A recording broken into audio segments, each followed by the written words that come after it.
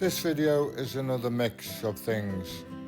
Now it's also in memory of Dave Gibb, whose funeral I attended yesterday.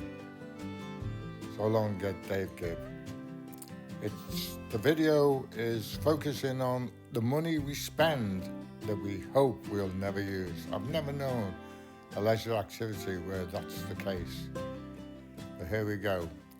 And then onto my annual problem of putting up the sails.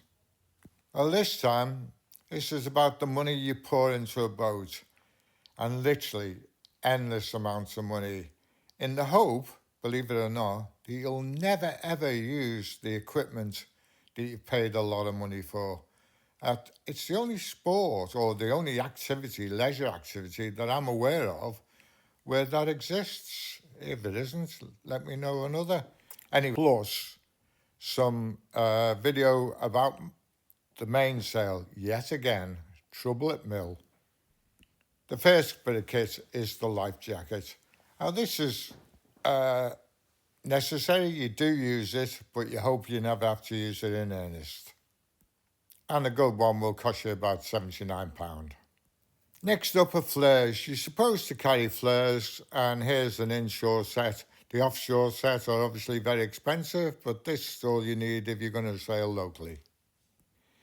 Next up, to me, is a throw line. Not many people carry these, but for the price of them, they're well worth having, believe me. Learn how to use them. Don't just think you can throw a throw line, because you can't. Another important item is the first aid kit, which can vary from a £10 little pocket one to one like this, which is a large box, which would do you for most things, about £50. Or you can go up to 300 if you want a defib as well. Next is a DSC radio. It is useful, you will use it, but you hope you don't have to use it in emergency. And of course, there's fire extinguishers from £20 to £90. Together with a fire blanket, which is essential if you've got cooking facilities. Next up is the dam buoy, or the sweep buoy in this case. Really good piece of kit to have, and it's something, the horseshoe goes on the back. You can buy them for a range of 60, 70 quid, right up to 300 quid, but well worth having. Then we get to the PLBs. These are expensive. This one's £539. You can get them for as low as 120. Or then there's an EPIRB, and they're expensive. £500 again, up to £1,000 is the dearest I've seen, but yeah, they carry on. Then finally, the life raft. This can be from 500 right up to £2,000, £3,000, but to me, it's a good bit of kit to have on board, especially if you're doing some long-distance sailing. This is a total cost roundup now, and you can see when you add all, I mean, obviously there are some things you can do without. It's mainly the first 5 lines, 6 lines maybe, that you do need, but you know, the rest you could do without, and a lot of people do, but again, it's money that you would spend if you were properly prepared for every eventuality. Mainly if you're going offshore, you would need all of this and more, to be honest with you, but it gives you an idea of the type of money that you would be spending out on kit you really hope you never use. And now for something completely different. Trying to get me sails up again. It's that time of year when it's ready to go. So can I get these sails up? A further 3 hours yesterday was spent trying to get this up, get the mainsail up, and I couldn't do it. And yeah, we packed in, Maggie and I tried for ages. It got stuck about 6 foot from the top. We don't know why. We haven't got a clue, but it just kept on getting stuck. So today I run a rope off it, and it got stuck again. Twisted this, which is now set in a position, and it went up no problem. So I'm hoping now the sail would do the same. Please, because this is a nightmare. I was thinking last night, the only way to cure this again is take the mast down, take the mast off, slide the sail in when it's flat, and then put it back up. It's always a problem, mainly because it's so warm, this old system. But it works well, you know. Once the sail's up, it works fine. Well, it works okay. Last time was caused by one of these. This is still not the right one. But what happens is, because it's too wide, it goes in and it jams and it catches on this plastic here, where you can see that plastic. It catches on that, and that's what causes the problem when it's going up. Apologies for filming and focus on these shots. I don't know what went wrong, but it looked all right on the camera. It'll work, but we don't know. We don't know until we try it. But it's such a fast dish. I've lost 3 of these now down here somewhere. They go inside, and I'm not taking all that apart again. So care, because this is my last one. This is the last one now. I've ordered some more, but they won't be here for a while. So I'm just going to hope that this all does the job today. Put some Loctite on the end there, because they mustn't go. What it must never do is protrude out the side. If it comes out this side, then it will catch. There's no question about that. That's what caused all the damage. You could see it last time I took it off. It literally scraped the top of the sailing rod. So yeah, there we go again, Roy. This is always the difficult bit.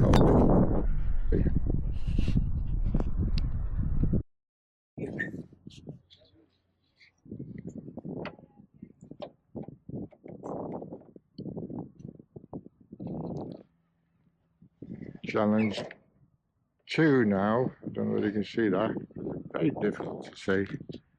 Is to get this. This is challenge 2, don't forget. Not 3, 4, 5. Challenge 2. And you got to see in there. Very difficult. Even I can't see in there at the moment. And then we've got to line this up.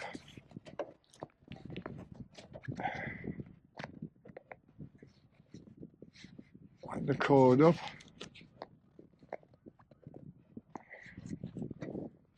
And the boat rope up with the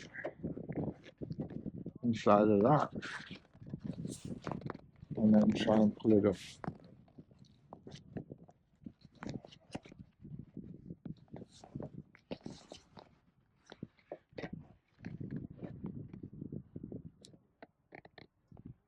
And you can see where it's gone. You can do someone with a light holding this. So I could see. We've got a head torch. That will work, wouldn't it, Roy? You have a head torch somewhere.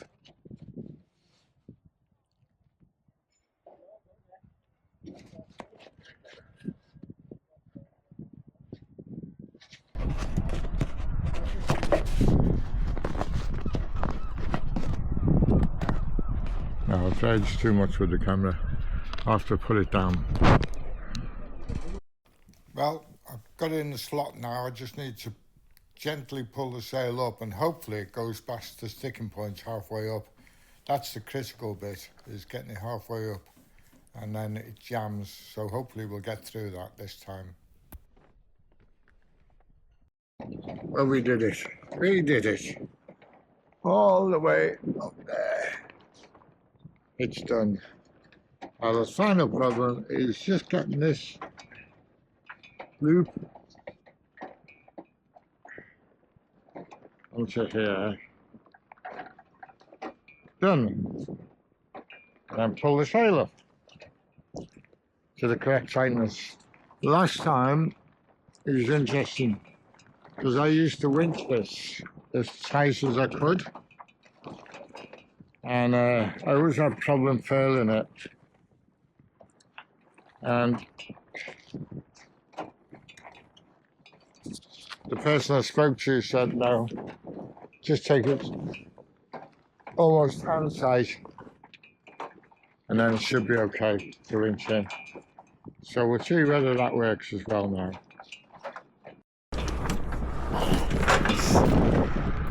We'll see whether the filler works now. Right, she went in all right. So let's see if she'll come out now. This is the big test because this is the one that's most difficult.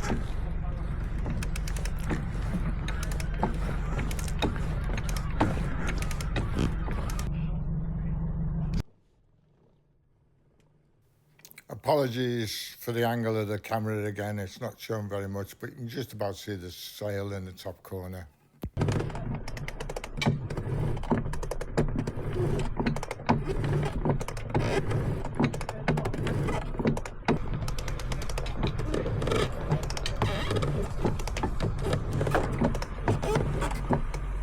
Well, that's the easiest that sail's come out, ever. Never come out that easy before. That'll do me, donkey.